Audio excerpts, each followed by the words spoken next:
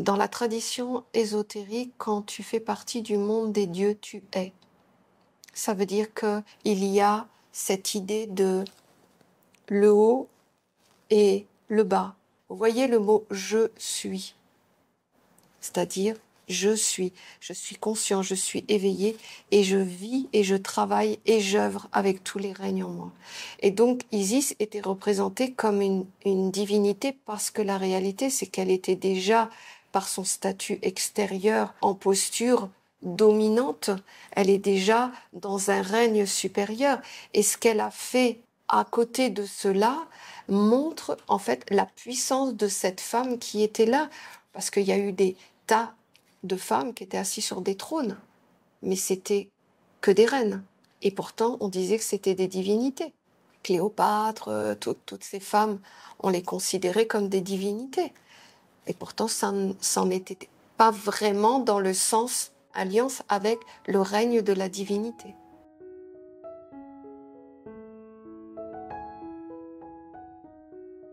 L'Isis du Panthéon est effectivement la représentation d'une reine qui représentait le principe féminin. À côté de ça, il y a la femme, la fille de la mère, tout comme Marie-Madeleine, qui a une vraie démarche intérieure, sa mémoire se réactive en tant que principe féminin et elle prend conscience que, à travers la légende d'Osiris et Horus, que finalement, le principe féminin a une action magique dans le monde. Et elle crée effectivement une école de femmes qui, à l'époque, était surtout axée sur des rituels, des choses pas tant philosophiques, beaucoup de rituels. Pourquoi je dis rituels? Parce que vous voyez, à travers faire prendre un bain à un enfant, c'était un rituel. À travers utiliser des plantes, c'était un rituel. À travers mettre au monde un enfant, c'était un rituel. Tout était mis comme c'était à l'époque, tout était associé à des divinités, comme les peuples animistes un petit peu. Isis, le principe féminin, qui a été reconnu, déifié, a été la fille de la mère et a utilisé sa vie intérieure, sa position, son rayonnement pour éveiller le principe féminin, faire naître le principe féminin dans ce qu'elle était elle. En tout cas, il y avait 3 écoles en elle qui étaient prédominantes, qui étaient la magie, qui était la guérison et l'enfantement.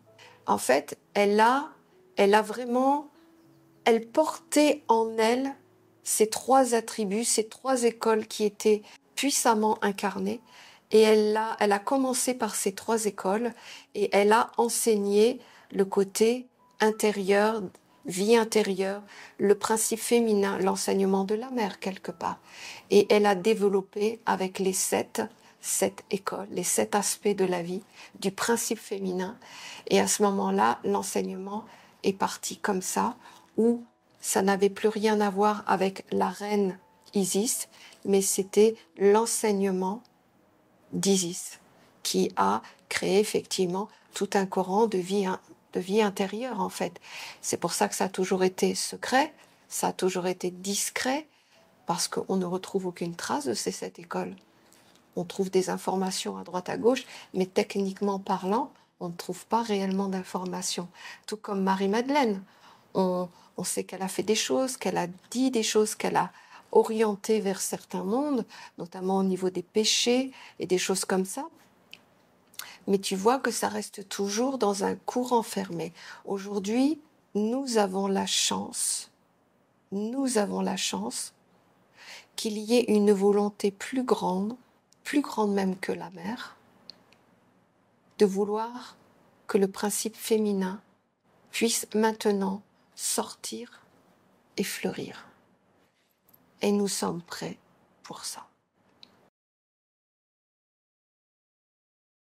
Isis était mariée au roi, à la lumière donc. Et le côté des ténèbres, jaloux, a voulu prendre la place de la lumière. Et il a donc tué le corps, c'est-à-dire la possibilité d'incarner et de faire des choses dans le réel. Donc il a tué son frère, Osiris, et il l'a démembré, ou il aurait jeté les morceaux un petit peu partout. Ce qu'a fait Isis a été de récupérer les morceaux. Et ce qui est intéressant dans cette légende, c'est qu'elle n'est pas seule. Elle est accompagnée d'une autre femme et d'autres femmes. Ce qui veut dire plein de choses. Et donc cette légende montre que Isis, accompagnée donc de femmes, va récupérer les 7 morceaux et va reconstituer le corps d'Osiris et va faire appel à une magie supérieure pour recevoir une semence subtile pour pouvoir enfanter un être qui va être Horus. Et cet être va être comme dédié à Dieu dès la naissance, puisque c'est ce qu'on apprend aussi quand on met un enfant au monde, à qui on le dédie. Ça fait partie de l'enseignement féminin. Eh bien, cet enfant est consacré directement à la lumière, la royauté, la grandeur, et il deviendra effectivement le roi. Qu'est-ce que ça veut dire profondément? Ça veut dire qu'en fait, les ténèbres ont caché dans le corps, ont éteint le corps pour qu'il ne puisse plus se manifester, pour que la lumière n'ait plus les moyens d'exister sur la terre. Et la mère est arrivée, qui est fondamentalement dans son principe celle qui crée les corps.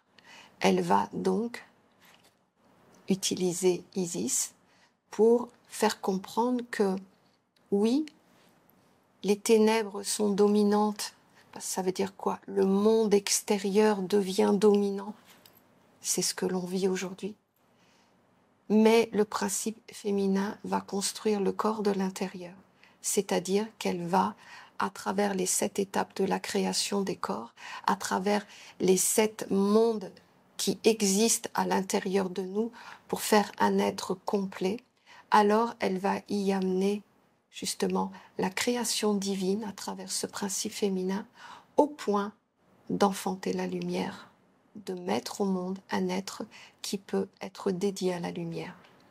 En fait, vous voyez, à travers cette légende, c'est exactement ce que nous allons faire dans cette école d'Isis, où nous allons reprendre toutes les traces, les bribes, cette légende qu'elle nous a laissée à travers cette école que nous allons ouvrir. Je vous en parlerai. Il y a tout dedans. En fait, quand tu regardes et que tu détailles toute cette légende, en fait, tu as tout ce que la mère nous a remis au goût du jour aujourd'hui. C'est impressionnant. Je pense que si je peux être humble et sans prétention et pas jouer, parce que je n'aime pas ça, je pense que je suis un instrument de ce qui doit être fait pour le principe féminin. Pourquoi je dis ça? C'est vraiment pas de l'orgueil et je pense pas du tout à ça. Mais la réalité, c'est que j'ai suivi des enseignements et un enseignement initiatique toute ma vie.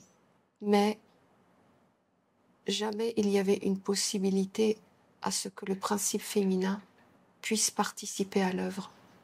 Oui, d'une certaine manière, en restant à sa place, comme une femme protocolaire, dans le respect, bien sûr, avec les valeurs, en l'aimant et ainsi de suite. Mais magiquement parlant, non. Aujourd'hui, c'est différent. Et depuis que j'ai osé, que j'ai franchi ce cap, eh bien, je vois que je suis un peu comme celle qui a ouvert la porte et que maintenant, tout le monde va pouvoir entrer. Isis est la dernière, la seule d'ailleurs, qui a gardé la mémoire du principe féminin mis dans sa valeur. Et après, il y a eu des civilisations qui ont mis tout ça sous cloche. Et la femme ne pouvait plus s'exprimer. Et ça a été très loin, puisque la femme était même considérée par certains peuples et certaines religions sans âme. Elle ne pouvait même pas voter, était complètement asservie au principe masculin, où elle ne pouvait pas avoir un compte bancaire, elle ne pouvait pas prier elle ne peut pas prier dans les églises. Elle était rendue à un rang d'esclave, de serviteur, finalement. Et il n'y avait qu'un Dieu, c'était le principe masculin. Et tu vois, chez la femme, il y a cette mémoire de la femme qui est ce qu'elle est. Et le fait de dire le mot Isis, c'est comme dire, ça y est. En fait, c'est notre ère, ça revient. La femme va pouvoir finalement avoir le droit de participer à l'histoire et à la création du monde et à participer à la magie des mondes, aux alliances avec les mondes supérieurs. Tout était arrêté. Et Isis est le mot magique qui veut dire la mère est active. Elle trouve des filles pour pouvoir incarner. Et aujourd'hui, c'est ce qui se passe. C'est pour cela que, pour toutes les femmes, le mot Isis est la mémoire qui revient. Cette école d'Isis est la réponse à qui tu es, comment tu fonctionnes, d'où tu viens, comment tu es construit, quel est le capital de lumière que tu as à l'intérieur de toi.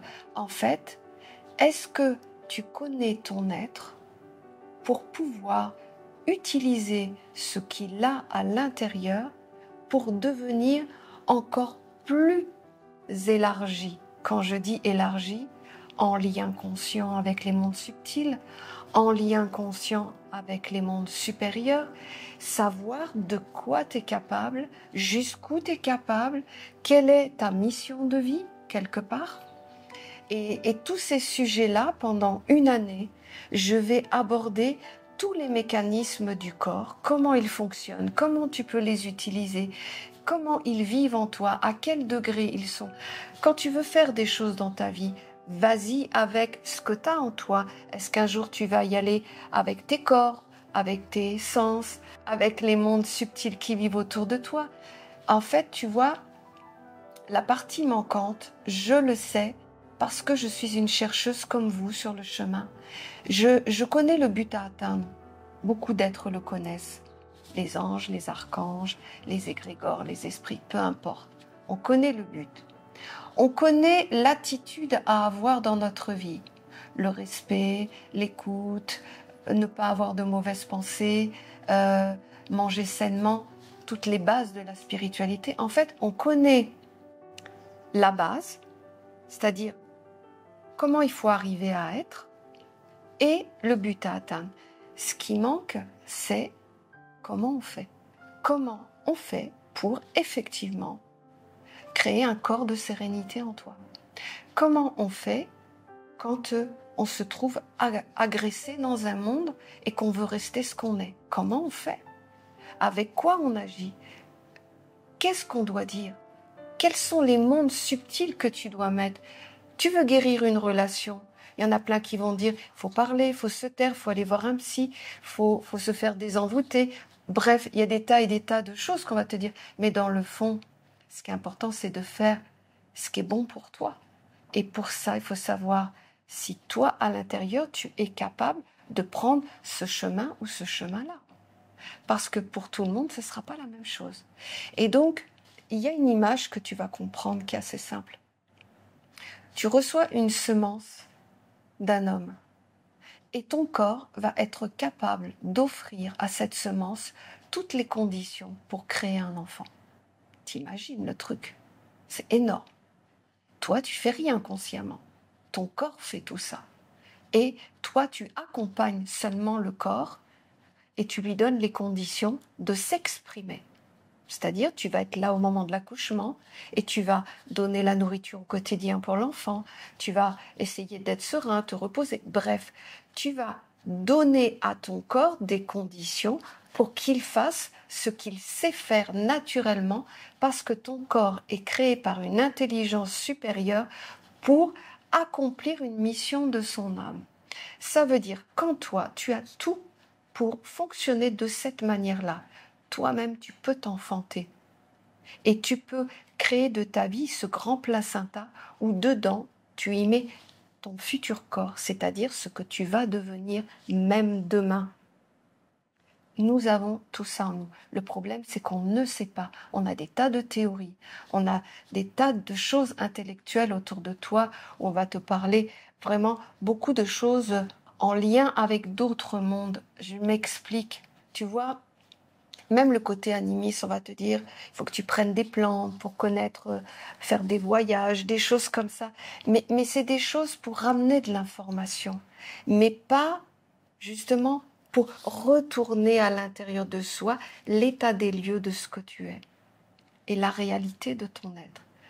pas ce qu'on te dit de recevoir des informations ou d'apprendre la méditation en faisant des respirations. Allez, tu respires 25 fois, tu bloques, tac, Tout ça, c'est des conditions extérieures, mais tu ne pourras pas effectivement être dans ce chemin d'incarner ton âme, d'incarner l'individualité que tu es. Tu n'as pas d'autre choix que de le faire avec ce qui est toi. Je sais que je le dis, je sais aussi que vous l'entendez d'une façon intellectuelle et c'est correct, mais ce que je dis à travers cela, c'est que c'est exactement aussi magique que quand tu imagines ce qui se passe en toi quand tu reçois la semence d'un enfant. Tu as vu comment ça se passe? C'est impressionnant d'intelligence. Nous sommes ça pour de vrai. Et donc, nous ne sommes pas ça que pour la matière. Nous sommes ça aussi pour le divin. Et donc, cette école d'Isis va être de se réapproprier tout cela dans une connaissance, dans un savoir. C'est pour ça que Isis a créé cette école et cette fameuse légende.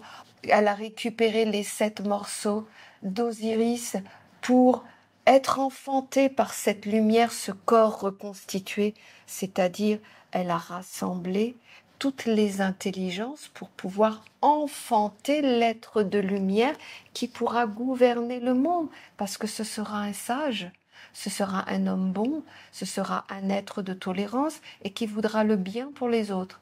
Un roi, c'est ça.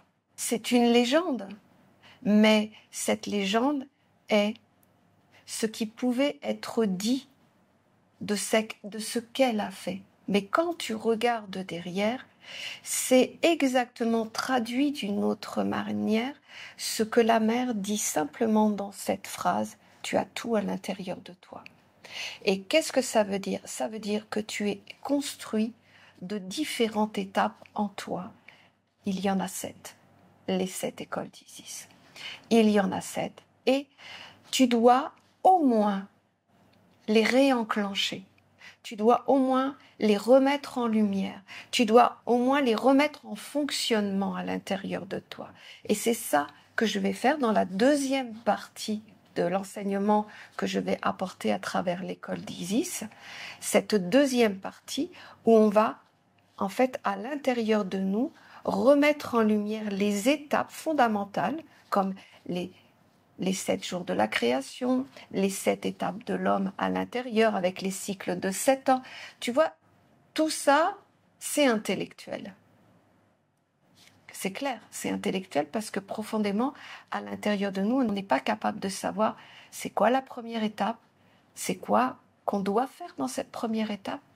Et est-ce que c'est possible de le faire pour développer la deuxième, la troisième, la quatrième, jusqu'à la 7e? Et qu'est-ce que ça fait? Eh bien, ça fait qu'en fait, tu es dans le processus et tu comprends comment un enfant est fabriqué à l'intérieur de toi. Tu vois? Tu comprends tout le mécanisme. À l'intérieur de toi, un enfant s'est fait sans toi. Et il y a eu tout pour le faire. L'eau, l'air, la terre, le feu, l'essence, le subtil, le lien avec l'âme, il y a tout. Ce que tu vois matériellement, eh bien, à travers ces 7 étapes que tu vas faire dans l'école d'Isis, eh bien, tu vas justement mettre en lumière ce processus qui est là, dans une sphère plus grande. Pourquoi? Pour enfanter l'âme que tu es et devenir une divinité sur la terre. Pas pour avoir des pouvoirs magiques et toutes ces choses, pour être dans la royauté de ce qu'est une âme et ce qu'elle peut faire sur la terre.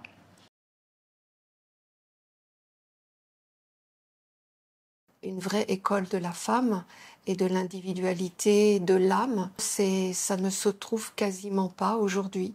Donc je veux dire que toute personne qui est sur un chemin initiatique, de toute façon, ce thème de la divinité féminine, de l'incarnation du principe féminin est manquant dans la spiritualité. Donc tu peux suivre un chemin, tu peux être dans une religion, te redéfinir toi en tant que principe féminin ne va pas t'empêcher d'avoir tes croyances et ton chemin intérieur vis-à-vis des choses qui te plaisent et qui te conviennent. Ce que je veux dire, c'est que ce que je propose n'est pas une religion, n'est pas spécialement un courant initiatique dans le sens avec une tradition, filiation. Tout comme j'ai expliqué que notre corps était capable de mettre au monde un enfant physique, nous sommes tout autant capables d'offrir ce corps à notre âme et accomplir la mission dans notre vie.